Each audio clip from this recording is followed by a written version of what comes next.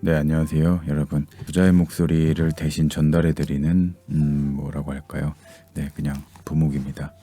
오늘은 지난번에 이어서 켈리체 회장님의 Way Thinking 2부를 들려드리도록 하겠습니다. 지난번 이제 책 순서에 따라서 1부, 2부는 아니고요. 제가 1부와 2부로 나눠서 부자 마인드셋에 필요한 내용을 읽어드리고 있습니다. 자, 그럼 지금 2부 내용 시작하겠습니다. 당신은 이미 성공의 불씨를 얻었다. 당신을 부자로 만드는 것은 수입이 아니다. 한 달에 200만 원의 월급을 받는 사람이 있다고 가정해보자. 이 사람은 200만 원에 상응하는 생활 패턴을 가지고 가게를 꾸릴 것이다. 식비부터 공과금, 저축과 보험, 자기개발비 등, 그리고 200만 원이라는 수입에 맞춰 생활하지 않으면 곧 어려움이 닥칠 것이다. 대부분의 사람은 이런 상황을 극복하고 금전적으로 여유로운 삶을 살고자 더 많은 수입을 원하게 된다. 하지만 아쉽게도 더 많은 수입을 얻는다고 부자가 될 수 있는 건 아니다. 이 사람이 시간의 흐름에 따라 300만 원, 500만 원, 그리고 1000만 원의 월급을 받게 된다 하더라도 마찬가지라는 말이다. 월급이 오르면 그에 상응하는 생활 패턴을 갖게 될 것이고 향후 상승될 월급에 대한 기대 심리까지 방영되어 소비는 더 늘어날 가능성이 농후하다. 즉, 부자가 되는 것은 수입이 아니라 소비 습관에 달렸다. 역사상 돈은 한순간도 인간의 관심 밖에 있었던 적이 없다. 까마득한 아주 먼 옛날에도 잉여 산물이 물물교환의 형태를 띠고서 화폐로 사용되었다. 지금은 또 어떠한가? 비트코인이라는 새로운 화폐의 등장과 주식에 대한 지대한 관심, 거기다 금의 다이아몬드까지 인류의 역사는 돈의 역사라고 봐도 무방할 정도다. 다만 돈에 대한 관심은 어떻게 된 일인지 수입에만 초점이 맞춰진 듯하다. 사실 부자인지 아닌지는 생각보다 돈을 많이 버는 것과는 상관이 없다. 그 이유는 간단하다. 돈을 많이 벌면 많이 쓰기 때문이다. 진짜 부자인지 알기 위해서는 돈을 쓰고 남은 순 자산이 얼마인지 봐야 한다. 나는 한 달에 한 번 순 자산이 얼마인지 계산한다. 자산이 줄어들고 있는지 늘어나고 있는지는 객관적으로 살펴보고 소비와 지출을 통제하는 것이다. 순수 현찰과 지금 당장 현금화할 수 있는 자산이 얼마나 있는지 회사의 운영 자금을 제외한 자산과 수입과 지출의 차이를 계산해 본다. 그런 의미에서 지출을 통제하는 게 부자로 들어서는 관문이라 볼 수 있다. 좋은 차를 타고 명품 옷을 입어 부자처럼 보이는 사람들이 알고 보면 자산은 별로 없는 경우가 많다. 그들은 생활을 유지하기 위해 또 일을 해야만 한다. 가장 중요한 것은 저축하고 종잣돈을 만들어 돈을 불릴 만한 일에 투자하는 것이다. 당장의 욕구를 해소시키기 위해 함부로 소비해서는 안 되며 또 소비 자체를 경제력과 자산으로 착각하면 안 된다. 대부분의 물건은 사는 즉시 값어치가 하락한다. 이 사실을 소비하기 전에 늘 상기해야 한다. 한 사람이 직접 노동을 통해 벌 수 있는 돈은 한계가 있다. 우리가 부라고 부를 정도의 재력은 대부분 돈을 벌 수 있는 시스템을 구축했기 때문에 가능한 일이다. 내가 돈을 위해서 일하는 게 아니라 돈이 나를 위해서 일하는 것이다. 고로 부의 시스템을 구축하려면 소비를 통제하여 절약해야 한다. 눈덩이를 만들려면 일단 눈을 뭉쳐야 하듯이 부를 쌓으려면 일단 뭉칫돈을 만들어야 한다. 그래야 굴릴 수 있고 크기를 키울 수 있다. 이것이 웰싱킹의 가장 기초적인 생각이다. 당신은 수입의 몇 퍼센트를 저축하는가? 어떤 투자 공부를 하고 있는가? 당신의 꿈을 위한 종잣돈은 얼마인가? 이 물음에 곧바로 대답할 수 있다면 당신은 준비된 사람이다. 성공은 시간 문제일 뿐이다. 반대로 우물쭈물한다 해도 상관없다. 지금 자신이 준비되지 않은 상태임을 바로 인정하고 다시 철저히 계획하여 행동으로 옮기면 된다. 특별한 재능이 없는 사람이 많은 돈을 벌 수 있는 방법은 사업이다. 나의 전작인 파리에서 도시락 파는 여자를 읽은 사람이라면 돈도 없고 경력도 없고 인맥도 없는 사람도 사업을 할 수 있다는 걸 잘 알고 있을 것이다. 사업 아이템 선정하는 법과 멘토를 찾아 배우는 법, 고객을 유치하고 사장 없이 성장하는 회사를 만드는 것까지 모든 노하우를 총망라했기 때문이다. 다만 제대로 준비해서 전략적으로 시작해야 한다. 통계청 자료에 따르면 86%의 자영업자가 10년 안에 폐업한다. 그만큼 사업은 확실히 위험하고 인내가 필요한 일이다. 그래도 한번 터지면 그 보상이 어마어마하다. 하지만 무턱대고 덤빌 수는 없는 노릇이다. 그래서 나는 당신에게 지금 하고 있는 일에서 최고가 되라고 조언하고 싶다. 자신이 하는 일에 통달한 이는 다양한 방법으로 사업할 기회가 생기기 마련이다. 보통 집안일로 많은 시간을 보내는 주부들의 경우 가사를 빨리 끝내기에만 급급하다. 유튜브에서 가사와 관련된 콘텐츠를 보면 어떤 기분이 드는가? 유튜버의 기막힌 정리와 청소 방법을 보면 박수가 절로 나오는가? 아니면 나도 충분히 할 수 있는 일이었는데 한 발 늦었음을 후회하는가? 누구나 할 수 있는 집안일을 콘텐츠로 기약하는 것은 일상을 사업으로 전환한 것이다. 무엇보다 살림 콘텐츠를 제작하는 크리에이터들의 심리기저에는 내가 이 일을 최고로 잘한다 또는 나만 알고 있는 방법이 있다는 확신이 깔려 있다. 집안일을 어떻게 효과적이고 잘할 수 있을지에 대한 고민이 그 사람을 최고로 만든 것이다. 자기 분야를 통달한 사람은 자꾸 사업할 기회가 생겨 안 하고는 못 배긴다. 웰싱킹을 통해 돈 버는 시스템을 구축할 사업을 시작하려면 네 가지 마음가짐이 필요하다. 첫째, 당신을 부자로 만드는 것은 수입이 아니라 지출에 달렸다. 둘째, 무엇보다 도전할 수 있는 목돈을 만드는 데 집중하라. 셋째, 많은 돈을 벌 수 있는 방법 중 하나는 사업하거나 사업가에 투자하는 것이다. 넷째, 그러기 위해서는 먼저 현재 자신의 분야를 통달하라. 진정한 부를 이루기 위한 웰싱킹을 말하면서 나는 풍요로운 생각의 중요성을 계속 강조해왔다. 선한 영향력을 주는 부자가 되겠다는 생각은 행동을 이끄는 가장 본질적인 동력이다. 이 말은 곧 생각이 없다면 행동으로 이어질 수 없다는 말과 같다. 만약 지금 당신의 머릿속이 당장 행동하고 싶은 열망으로 가득하다면 당신은 이미 성공의 불씨를 얻은 것이나 마찬가지다. 하나의 불씨만 있다면 우리는 다시 일어날 수 있고 무엇이든 해낼 수 있다. 그래서 그 모든 비밀은 웰싱킹에 있다. 부도 일종의 패턴이다. 쉽게 말하면 돈을 버는 방식도 일종의 반복과 숙달이기 때문에 그 방법만 알면 누구나 부자가 될 수 있다. 그럼 당신의 마음에는 이런 의문이 생길 수 있다. 그렇다면 왜 누구는 부자로 살고 누구는 빈자로 사는 건가요? 아주 좋은 질문이다. 부를 이루는 패턴이 있음에도 부자와 빈자로 나뉘는 이유는 단 하나다. 바로 부를 얻으려는 태도다. 부자는 부를 얻기 위한 과정에서 일어나는 모든 일을 수용하고자 한다. 좋은 일이 있으면 겸허하게 받아들이고 나쁜 일이 있으면 곧바로 자신의 태도를 고친다. 무엇보다 거저 얻으려고 하지 않는다. 하지만 일확천금의 여행을 꿈꾸는 사람에게는 돈이 따라붙질 않는다. 따라붙더라도 금세 도망가기 마련이다. 부를 얻기 위한 태도에 진정성이 없기 때문이다. 돈은 그런 사람을 단번에 알아차린다. 돈도 누울 자리, 설 자리를 알기에 자기가 온당히 쓰여야 할 자리를 찾아간다.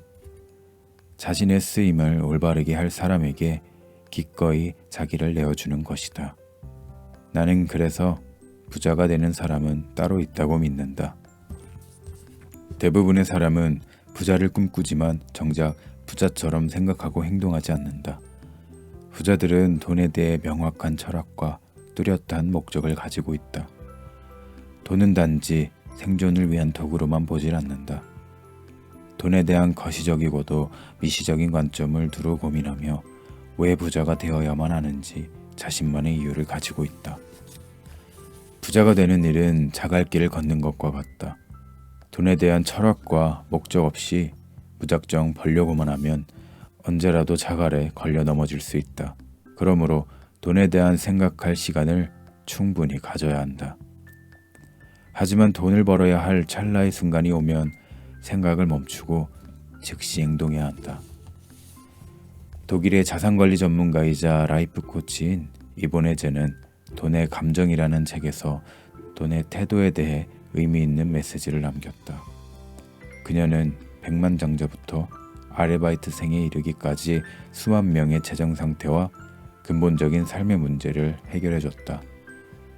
돈이 넉넉해도 늘 불안한 사람, 열심히 일해도 돈이 모이질 않는 사람, 돈을 써도 유쾌하지 않은 사람, 부자들을 질투하는 사람 등 다양한 내담자들을 상담하며 그녀가 내린 결론은 바로 이것이었다. 돈을 대하는 태도가 인생을 결정한다.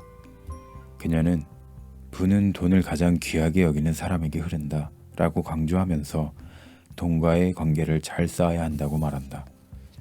돈을 하나의 인격체로 보고 연인을 대하듯이 사랑해야 한다는 것이다. 예를 들어 수입의 10%를 투자하기로 했으면 반드시 그 약속을 지킴으로써 돈과 신의를 다져야 한다. 또 특정한 소비 활동이 즐거움을 주지 않는다면 그 행동을 즉시 멈춤으로써 돈과 좋은 감정을 유지해야 한다. 이번에 젠의 돈에 대한 태도는 내가 웰싱킹에서 강조한 내용과 일맥상통한 부분이 있다. 돈의 입장에서 볼 때 자신을 거저 얻으려는 자와 진정성 있게 다가오는 자 중에 누구에게 마음의 문을 열겠는가? 당연히 후자를 택할 것이다. 자신을 단지 생존의 도구로 치부하는 자와 가치를 알아주는 자 중에서 누구를 택하겠는가? 이번에도 후자에게 마음을 열 것이다. 어떤가? 당신도 이제 부자가 될 사람이 따로 있다는 사실에 동의하는가? 결론적으로 말하면 우리가 돈을 선택하는 게 아니다. 돈이 부자가 될 사람을 선택한다. 돈은 삶에서 중요하다. 돈과의 관계를 정립하지 않으면 돈 때문에 생기는 스트레스에서 자유로울 수 없다. 나에게 들어오지 않는다고 채근하고 부분별한 소비를 일삼으며 감정에 따라 마음대로 욕하고 손가락질한다면 과연 그런 당신을 돈이 선택하겠는가? 20세기 여성 패션의 혁신을 선도했던 프랑스 디자이너 가브리엘 샤넬은 돈에 대해서 이렇게 말했다. 세상에는 돈이 있는 사람과 부자인 사람이 있다. 웰싱킹을 실천하는 당신의 목적이 단순히 돈만 있는 사람이어서는 안 된다. 당신의 궁극적인 목적은 지속 성장하는 행복한 부자라는 사실을 명심하라. 자신이 왜 부자가 되고 싶은지 명확하게 알아야 한다. 내면의 밑바닥에 있는 공허함을 채우지 못하면 부자가 되어도 행복할 수 없다. 돈을 벌고 싶은 이유가 여러 가지일 수 있다. 하지만 내가 1000명 이상의 자수성가한 부자를 연구하고 만나면서 깨달은 것은 성장이 멈추면 행복하지 않다는 결론이었다. 돈도 있고 꾸준히 성장할 수 있을 때 행복할 수 있다는 점은 결코 잊지 마라. 무엇보다 선한 영향력을 가지고 공헌해야 오랫동안 행복을 유지할 수 있다. 부의 습관을 장착하기 위해 필요한 요소 중에 하나가 멘탈이다. 부를 이루고야 말겠다는 뜨거운 의지가 있다면 그 의지를 지속시킬 멘탈도 반드시 필요하다. 스스로 유리 멘탈이라고 자처하며 어떤 일을 지속하는 것에 어려움을 느끼는 사람들이 많다. 그러나 멘탈은 결코 타고나는 것이 아니다. 멘탈은 삶에 주어진 미션들을 하나씩 해결해가면서 강화시키는 것이다. 멘탈 트레이닝이라는 말이 있듯이 멘탈은 철저하게 훈련을 통해 강해진다. 나는 꼬리표처럼 따라다녔던 어린 시절의 가난과 난독증으로 인한 학습 부진, 사업 실패 등으로 어려운 시간을 보냈다. 아무것도 할 수 없었고 무언가를 할 수 있으리라고 믿지 않았다. 하지만 다시 일어서기 위해서는 나를 괴롭게 만들었던 경험을 끄집어내어 마주해야만 했다. 나는 고통스러웠던 시간에 멘탈 훈련을 적용했고 이제는 그 순간들이 내게 주었던 감정들이 더 이상 생각나지 않는다. 웰싱킹을 통해 어려움을 극복했다는 기분 좋은 감정만 남아있어 현재는 말로 표현할 수 없을 정도의 벅찬 감정을 느끼고 있다. 다음은 내가 웰싱킹을 통해 멘탈을 강화시키려고 적용했던 생각 습관들이다. 첫째, 남 탓하기를 멈추고 내 목표에 집중하라. 탓하려거든 남보다 내 탓을 하라. 그래야 실패해서 배우고 성장의 기회로 삼을 수 있다. 간혹 남 탓보다 내 탓을 하라는 의미를 잘못 이해해 죄책감에 시달리는 사람들이 있다. 여기서 내 탓이란 질책이나 꾸지람을 의미하는 게 아니라 이미 일어난 실패와 실수를 겸허히 받아들이고 문제를 해결하기 위해 집중하는 걸 말한다. 강한 멘탈의 소유자처럼 보이는 부자들도 당신과 별반 다르지 않다. 부자들도 금연에 실패하고 설탕과 소금을 끊지 못한다. 어디 그뿐인가. 목표에서 빗나가기도 하며 말 한마디로 돌이킬 수 없는 상황에 처하기도 한다. 부자들도 당신처럼 후회하고 좌절한다. 하지만 그들은 당신보다 조금 빠르게 회복한다. 실패에 초점을 두지 않고 앞으로 가고자 하는 길에 집중하기 때문이다. 당신의 삶이 한 권의 책이라고 했을 때 낱장에서 일어나는 실수에 너무 집중할 필요가 없다. 가령 책에 잉크를 떨어뜨렸다거나 부주의로 책이 찢어졌더라도 너무 매달리며 자신을 탓하지 말라는 말이다. 그냥 다음 장으로 넘기면 된다. 당신이 다음 장에서 해야 할 것은 다시 잉크를 떨어뜨리거나 찢기지 않도록 주의하는 것이다. 물론 그런 일이 또 일어나더라도 그냥 넘기면 된다. 탓은 자신을 방어하고 싶은 마음에서 기인한다. 나는 실패할 수밖에 없었다는 당위를 가지고 타인에게 위로받기 위한 장치다. 그런데 한번 생각해보라. 어떤 문제가 발생했을 때 다시 무엇을 할 수 있는가? 할 수 있는 게 아무것도 없다는 사실을 당신도 알 것이다. 강한 멘탈을 위해서라면 탓하기를 멈추고 문제를 실질적으로 해결하기 위해 행동해라. 이런 태도는 기적을 만드는 기폭제가 될 것이다. 두 번째, 합리적으로 원인을 분석해야 한다. 사람은 마음먹은 대로 하지 못하고 실패를 반복하다 보면 스스로를 의심하게 된다. 점점 자신의 능력을 믿지 못하게 되는 것이다. 처음에는 끈기가 없는 사람 정도로 생각하지만 의심에 의심을 더하면 급기야 스스로를 쓸모없는 사람으로 여겨 결국 실패자의 길로 들어선다. 만약 당신이 문제 상황에 직면해 있다면 합리적으로 원인을 찾아야 한다. 영원한 것은 아무것도 없듯이 실패 또한 영원하지 않다는 사실을 기억하라. 어제의 나는 실패한 사람일지 몰라도 오늘의 나는 실패했던 사람일 뿐이다. 더 나아가 실패한 나, 실패했던 나를 실패도 해봤던 나로 바꿔야 한다. 결핍의 사고를 풍요롭게 하는 것, 그게 바로 웰스팅킹이다. 그 시작은 실패의 원인을 면밀히 분석하는 것에서부터 시작된다. 실패의 원인을 제대로 분석하는 것만으로도 당신은 더 이상 스스로를 의심하지 않게 된다. 이처럼 합리적인 분석을 통해 당신의 상황을 바꿔야 한다. 일시적인 실패를 영구적인 것으로 보면 안 된다. 당신이 최근에 실패했거나 혹은 실패의 여파로 잠시 멈추었다면 영구적으로 실패한 것이 아니라는 걸 유념해야 한다. 멘탈이 강하고 끈기 있는 대성한 사람들도 늘 실패한다. 결국 실패했을 때 감정에 휘둘리지 않는 것이 핵심이다. 세 번째, 통제할 수 있는 것에 집중해야 한다. 멘탈이 강한 사람들은 빠르게 회복하는 특징이 있다. 그들은 통제할 수 있는 것에 집중하고 통제할 수 없는 것은 과감히 내려놓는다. 예를 들어 누구에게나 똑같은 법적인 문제나 사회 문제, 그리고 자연재해, 불경기 또는 부모님과 부모님으로부터 받은 것들, 내가 태어난 환경 등은 어찌할 수 없는 것들이다. 이렇게 통제할 수 없는 것에 시시비비를 가리지 않는다. 내가 영향을 끼칠 수 있는 지금의 나와 환경을 개선하는 데 몰입한다. 통제력이란 내가 원하는 삶에 도달하기 위해 아주 조금씩 나아가는 힘이다. 내가 바꿀 수 있는 것에 집중함으로써 새로운 판도를 여는 힘이다. 만약 잘 되는 것이 없다고 느껴진다면 나의 마음이 올바른지 먼저 확인해야 한다. 흐트러진 마음가짐으로는 뜻을 이룰 수 없다. 당신 인생의 주인은 당신이다.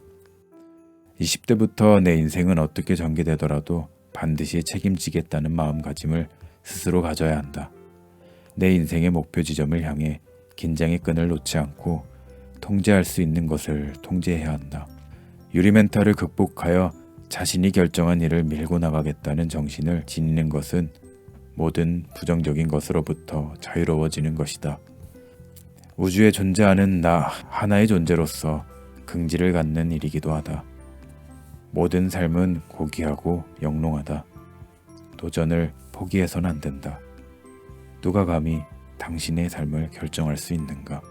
당신이 무엇을 생각하든 생각한 대로 될 것이다. 당신이 무엇을 느끼든 그것을 끌어당길 것이다. 당신이 무엇을 원하든 원하는 대로 될 것이다. 나는 작은 실패를 하고 그 실패를 발판 삼아 더 큰 성공을 거두었다. 그 모든 비밀은 웨이팅킹에 있다. 웨이팅킹은 진정한 불을 불러오는 생각의 힘이다. 내가 웨이팅킹의 씨앗을 잠재의식 속에 심은 순간은 바로 그때였다. 내 친구 영숙이가 어떤 날 너랑 나 모두 찢어지기 가난했지만 우리도 뭐든 할 수 있고 뭐든 될 수 있다는 걸 반드시 보여줄게 라고 다짐했던 그 순간 말이다. 따라서 나도 했기 때문에 당신도 할 수 있다는 메시지를 주고 싶었다. 반면 지금 당신이 읽고 있는 이 책 웨이팅킹은 선한 영향력이 있는 당신이 부자의 반열에 도달할 수 있는 방법에 초점을 두고 집필했다. 정확히 말하면 부를 이루는 방법을 집대성한 것이다. 그 방법을 적용해 성공한 내가 산 증인이다. 그리고 수많은 사람이 나와 함께 이 방법을 실천하며 또 다른 성공 사례가 되고 있다. 부는 이제 누군가의 전유물이 아니다. 웨이팅킹의 의미와 가치를 깨달을 수 있다면 당신 앞에도 진정한 부의 세계가 열릴 것이다. 이제는 반드시 당신 차례여야만 한다. 제2부 부를 창조하는 생각뿌리 웨이팅킹. 부를 위한 초석 생각의 뿌리. 겨우내 살을 내는 칼바람을 이겨내고 결국 피어나는 꽃과 나무를 보고 있노라면 이것이야말로 생의 본질이 아닐까 싶다. 아주 작은 결핍에도 무너지는 인간에 비하면 경이롭기까지 하다. 사람도 마찬가지다. 어떤 순간에라도 포기하지 않고 이겨낸다면 그 자체로 경이로운 존재가 된다. 물론 핵심은 무엇을 심었느냐다. 그렇다. 그래서 심는 것이 먼저인 것이다. 당신의 현재 상황은 그간 당신의 삶의 중심에 무엇을 심으며 또 그것을 얼마나 애지중지해왔는지 잘 나타낸다. 콩 심은 데 콩 나고 팥 심은 데 팥 나는 것처럼 삶은 절대 거짓말하지 않는다. 그런 의미에서 부를 창조하는 진짜 필요한 가치를 삶의 뿌리에 내려야 한다. 나는 이것을 부를 끌어당기는 7가지 생각뿌리라고 말한다. 처음에는 사람들이 습관을 만드는 것처럼 보이지만 결국 사람을 만드는 건 습관이다. 고로 당신이 진정 부를 이루고 싶다면 그에 맞는 습관의 뿌리를 내려야 한다. 그래야 흔들리지 않는 삶이 될 수 있다. 첫 번째 뿌리, 핵심 가치.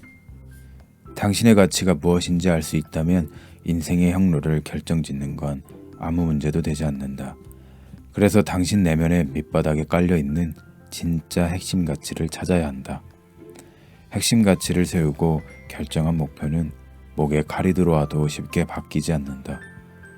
핵심 가치는 삶의 방향성을 결정하는 힘이기 때문이다. 그렇다면 핵심 가치란 무엇일까? 핵심 가치란 우리가 생각하고 행동하도록 의사를 결정하는 기준이다. 보통 기업의 핵심 가치에 대해서는 많이 들어봤을 것이다. 기업의 핵심 가치란 그 기업이 가고자 하는 방향과 목표를 의미하는데 그렇기에 기업은 핵심 가치에 맞지 않은 상품을 제작하지 않는다. 본질을 흐리고 존재의 의미를 훼손하기 때문이다. 개인의 핵심 가치도 이와 마찬가지다. 여기에 60개의 핵심 가치가 있다. 책을 참고하거나 켈리체 회장님의 유튜브 채널을 참고하시길 바랍니다. 이 중에서 핵심 가치 5개를 선별하고 그 당신의 핵심 가치가 명확하게 정해지면 의사결정 과정이 단순해진다. 그렇다면 당신은 이제 자신만의 핵심 가치를 정확히 아는 사람이 되었다는 가정하에 핵심 가치를 깨달은 후에 해야 할 일은 목표와 꿈을 설정하는 것이다. 목표는 자신의 한계를 넘어 무한 능력의 세계로 이끄는 장치다. 하지만 목표를 무턱대고 정하면 안 된다. 다음 6가지 원칙에 맞춰 실현 가능한 상태로 만들어 가야 한다. 첫 번째, 가능성을 예단하지 마라. 목표와 꿈을 설정할 때 가장 하지 말아야 할 것은 달성 가능성을 미리 판단하는 행동이다. 두 번째, 명확한 목표여야 한다. 부자가 되겠다, 다이어트를 하겠다, 이와 같은 애매한 목표는 이루기 어렵다. 세 번째, 측정이 가능해야 한다. 명확한 목표를 세운 후에 목표로 가는 전체 과정을 측정해야 한다. 이렇게 하면 변화를 몸소 느낄 수 있어서 목표를 향해 가는 길이 즐거워진다. 네 번째, 무조건 원대해야 한다. 목표를 작게 잡는 사람보다 크게 정한 사람이 훨씬 더 혁신적으로 생각하며 가장 추진력을 가지고 목표를 달성할 수 있다. 다섯 번째, 실현 가능해야 한다. 원대한 목표를 가지라고 하더니 실현 가능한 목표를 설정하라고 해서 헷갈리는가? 여기서 실현 가능한의 의미는 단계적 목표를 설정하라는 의미다. 목표가 원대할수록 많은 시간과 열정을 필요로 한다. 다음 6번째, 데드라인을 정한다. 데드라인을 정하는 것을 스트레스라 여기는 사람이 있다. 그러나 데드라인은 목표의 생명력을 불어넣는 일이다. 시간이 많이 주어진다고 능사는 아니다. 데드라인이 없는 목표는 허황될 뿐이다. 핵심 가치를 깨닫고 목표를 세웠다면 언제까지 목표를 이룰 것인지 그것에 집중하라. 두 번째 뿌리, 결단력. 지피지기면 백전백승이라고 했다. 이제 당신은 핵심 가치를 기준으로 목표를 정했다. 변명의 여지 없이 당신은 결단을 내려야 할 때가 되었다. 많은 사람이 다이어트에, 부자가 되는 일에, 사업에 도전하고 싶다고 말한다. 하지만 몇 달 후에 만나보면 여전히 같은 소리를 하고 있다.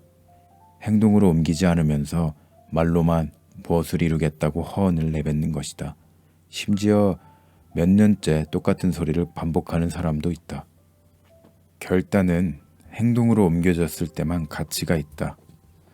목표 성취의 가장 어려운 점은 진정한 결단을 내리는 일이다. 결단에 대한 바람직한 정의는 행동이 따르는 정보라고 할 수 있다. 행동이 자연스럽게 뒤따를 때 진정한 결단을 내릴 수 있다. 물론 실패할 때가 더 많지만 다시 결단하고 또 행동한다. 그게 나의 성공 방식이다. 반면 당신은 어떠한가? 혹시 결단보다는 고민에 빠져 시도조차 하지 않고 있는가? 오늘은 과거에 당신이 내린 결단의 결과다. 만족하는가? 당신이 지금 어떤 상황이든 결단하지 않는다면 미래도 지금과 같을 것이다. 그러나 변화를 원한다면 그 방법은 매우 간단하다. 일단 작은 것부터 결단을 내리는 습관을 가지면 된다. 결단은 자주 내리면 내릴수록 더 훌륭한 결단을 내릴 수 있다. 만약 당신이 무언가를 결단했다면 유연한 태도로 선택의 폭을 넓혀가며 나아가야 한다. 우리가 원하는 것은 결과이지 매 순간의 과정을 그대로 이루려는 게 아니기 때문이다. 아무튼 결단을 내렸다고 자기 자신을 너무 혹사시킬 필요는 없다. 항상 다음을 대비하여 자신의 상황과 상태를 고려하면서 유연성 있는 태도로 나아가야 한다. 최종의 결과에 이르는 과정에서 궤도의 수정은 필수적임을 잊지 말아야 한다. 불을 위한 초석, 생각뿌리 두 번째. 세 번째 뿌리는 바로 선언이다.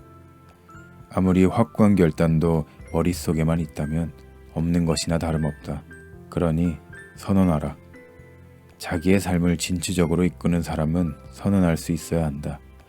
결단을 내린 후 실패하지 않기 위해서는 필수적으로 선언을 해야 한다. 나는 결단과 선언을 즐긴다. 그래서 달성하고 싶은 목표가 생기면 주변 사람들에게 선언한다. 하지만 그보다 더 중요한 것은 나 자신에게 선언하는 일이다. 선언은 탈선하지 않고 목적지에 다다를 수 있도록, 또 여러 갈래로 나뉜 길에서 한눈을 팔지 않도록 가드레일을 설치하는 작업이다. 선언을 하면 예상했던 것보다 훨씬 수월하게 목표를 달성할 수 있다. 예전에 나는 인스타그램을 통해 끈기 프로젝트 운동편을 기획을 했고, 그때 100일 동안 운동해야만 했다. 나는 공개적으로 선언을 했고, 이제 무슨 일이 있어도 해낼 것이라고 선언을 했기 때문에 내가 가고자 하는 목표에 갈 수밖에 없도록 만든 것이다. 나 또한 이 프로젝트를 참여하며 중도에 그만둘 수도 있다는 생각을 단 한 번도 하지 않았다. 많은 사람에게 선언하면서 무조건 할 수밖에 없는 길로 들어섰기 때문이다. 그러므로 목표를 이루고 싶다면 반드시 선언하라. 내가 결단을 내렸고 목표로 가는 길에 들어섰다는 사실을 만방에 알려라. 네 번째 뿌리, 그것은 믿음이다. 모든 성공은 자기 자신을 사랑하는 것에서부터 비롯된다. 그럼에도 불구하고 나를 사랑하고 무엇보다 나에게 일어나는 모든 상황을 사랑해야 문제의 해법이 보인다. 돈이면 모든 행복을 다 거머쥘 수 있다고 믿었던 시절이 있었다. 그때는 승승장구하는 것처럼 보였지만 마음에는 늘 불안한 마음이 가득했다. 결국 나이 40에 모든 것이 무너지고 말았다. 가난하고 뚱뚱하고 난독증에 시달리고 사업에 실패해 빚이 있는 나를 사랑하기란 쉽지 않았다. 하지만 나는 나를 사랑하기로 결심했다. 직업도 돈도 친구도 없어 파리에서 지독하게 외로웠으나 있는 그대로의 나를 사랑했다. 나를 사랑하는 일의 핵심은 없음보다 있음에 집중하는 것이다. 나는 집이 있고 아침에 눈을 뜰 수 있고 걸을 수 있고 한국 여자이며 건강하다는 사실에 집중했다. 그리고 매일 나에게 사랑한다고도 말했다. 무엇보다 성공한 많은 사람들이 그랬듯이 나를 믿기로 했다. 만약 당신이 성공하고 싶다면 이런 믿음의 힘을 깨달아야 한다. 나는 내가 강연할 때마다 청중과 함께 외치는 구호가 있다. 그것은 바로 He can do, she can do, why not me? 그도 할 수 있고 그녀도 할 수 있는데 나라고 왜 못하겠어?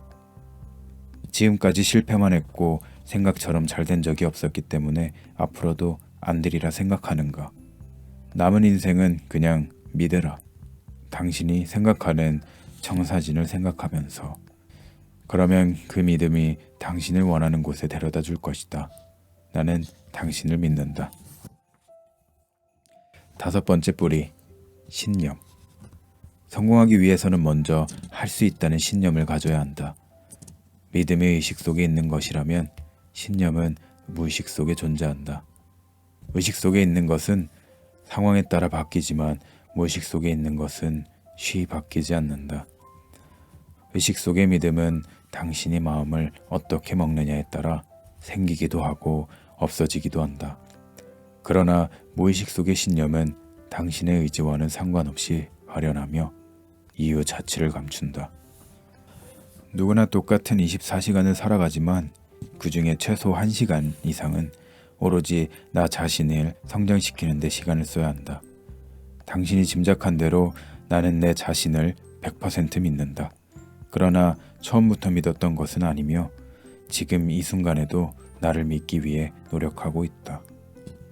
최상의 상태를 유지하려고 운동과 명상, 선언과 독서에 많은 시간을 할애한다. 나를 믿을 만한 사람으로 여기기 위해서는 필수적인 활동이다. 아주 작은 습관 하나를 고치는 것만으로도 충분하다. 다만 중요한 것은 반복 또 반복해야 한다는 것이다. 여섯 번째 뿌리, 그것은 확신이다. 나는 오랜 시간 나를 게으른 사람이라고 생각했다. 어린 시절 다른 형제들에 비해 아침에 눈을 뜨고 일어나는 시간이 더 오래 걸렸다. 새벽같이 일어나 농사일 도울 채비를 하고 집안일을 척척 해내는 형제들이 대단하다고 생각했다. 그런 나를 보고 아버지는 입버릇처럼 게으르다고 말씀하셨다. 그 이후 50살이 넘도록 나는 줄곧 내가 게으른 사람이라고 생각했다. 그래서 이른 시간에 약속이나 프로젝트가 생기면 할 수 없다는 마음이 앞서 늘 불안했다. 아버지의 말이 내 무의식 속에 침투해 내가 게으르다는 신념을 만든 것이다. 하지만 지난날 떠올리면서 나는 내게 주어진 일 하나는 책임감 있게 해냈던 사람이었다. 고로 강한 확신은 6번째 뿌리인 고든 신념으로부터 나온다. 그래서 확신할 수 없다면 신념의 상태를 다시 점검하고 내가 원하는 방향으로 갈 수 있도록 훈련해야 한다. 신념이 확신으로 강화되지 않는 이유는 잠재의식과 내가 원하는 것이 다르기 때문이다. 믿음과 신념이 완전해질 때 비로소 확신할 수 있게 된다. 그러나 대부분의 사람들이 이 확신의 단계에서 무너진다. 목표를 향한 잘못된 생각들이 자꾸 결단과 행동을 주저하게 만들기 때문이다. 무엇이든 당신이 하면 다 할 수 있다고 확신해야 한다. 이 모든 것들이 내가 나를 믿지 못하면 모든 게 허상이다. 처음부터 바꾸기 어려운 것과 씨름하지 마라. 삶에 방해가 되는 작은 습관을 고쳐 성공의 달콤함을 맛보는 게 중요하다. 그렇게 작은 습관을 고치며 성공의 기쁜 여운을 느끼는 걸 반복하다 보면 강한 신념이 잠재의식에 자리하게 된다. 확신하지 못하고 사랑에 빠지지 않는 사람은 목표에 도달할 수 없다. 당신이 그것을 간절히 원하듯이 그것도 당신을 간절히 원하고 있음을 잊지 마라. 7번째 뿌리, 질문. 카멜은 속담에 이런 말이 있다. 자신에게 질문하라. 질문하는 자는 답을 피할 수 없다. 자신의 분야에서 놀라운 성과를 이룬 사람들은 질문을 멈추지 않았다. 질문은 시간과 애정을 쏟는 만큼 깊고 많아진다.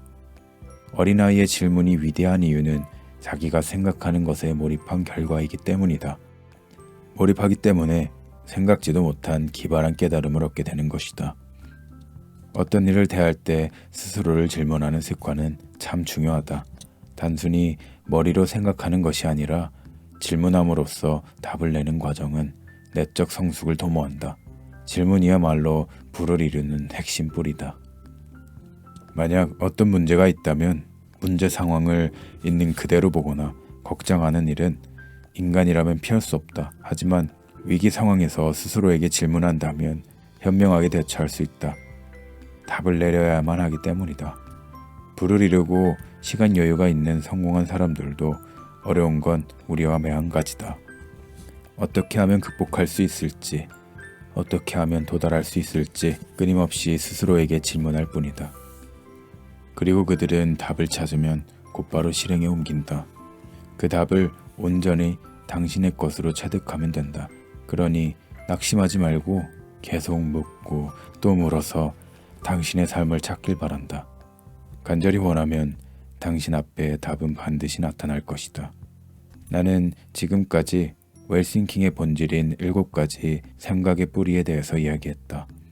인생은 한 그루의 사과나무를 잘 키워내 당도 높은 사과를 얻는 일과 비슷하다. 어떻게 하면 알이 실하고 단맛이 가득한 사과를 딸 수 있을까? 그런 사과의 무게를 버틸 가지는 어떻게 키워야 할까? 이 물음에 중요한 메시지가 있다. 좋은 사과를 얻기 위해서는 너무 많은 사과가 열리지 않도록 가지를 치고 솎아내는 작업이 중요하다. 무엇보다 비바람이 몰아치는 극한 상황을 이겨낼 튼튼한 뿌리가 땅속 깊숙하게 자리 잡아야 한다. 그러므로 먼저 씨앗을 심은 다음 강한 뿌리를 내리는 데 집중해야 한다. 잠재의식 속에 이 뿌리를 심고 정성으로 키운다면 당신이 생각하는 꿈은 언젠간 현실이 될 것이다. 그러므로 언제나 최선을 다하라. 당신이 심은 목표는 때가 되면 자연스레 수확하게 될 것이다. 지금까지 1부와 2부로 나눠서 켈리체 회장님의 웰싱킹을 읽어드렸습니다.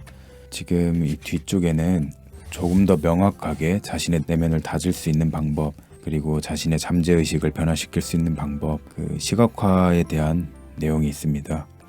그리고 또한 상세한 켈리체 회장님의 경험과 어떤 의견이 담겨 있습니다. 그래서 한번 이 책을 직접 처음부터 끝까지 읽어보신다면 최소한 조금이라도 도움이 될 거라고 생각합니다.